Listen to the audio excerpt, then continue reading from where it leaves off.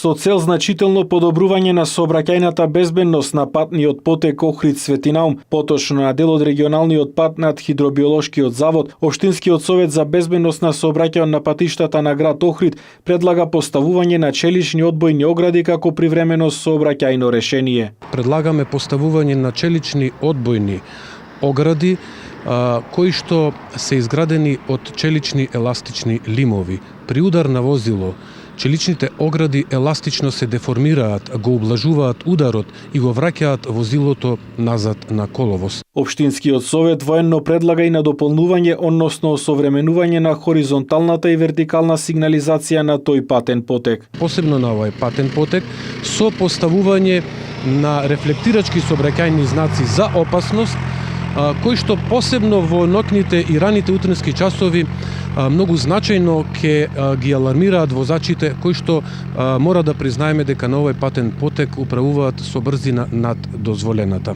Од Советот сметаат дека ова е најбрзиот и најсоодветен начин во пресред на летната туристичка сезона да се зголеми безбедноста на овој регионален пат и посебно на споменатиот патен потек, со што силно ќе се влијае врз намалување на сообраќајните незгоди и загуба на човечки животи. Инаку регионалниот пат Охрид-Свети Наум е значајна сообраќајна артерија во општина Охрид со значителна сообраќајна фреквенција и со посебно сообраќајно оптоварување во летниот период. Тој е еден од клучните регионални патни правци кој води кон туристичките населби, хотелско-угостителските објекти и ноќните клубови на брегот на Охридското езеро, но и кон граничниот премин Свети Наум. На овој патен потек, за жал, во изминатиот период се случиле многу сообраќајни незгоди, од кои еден дел завршиле со загуба на човечки животи.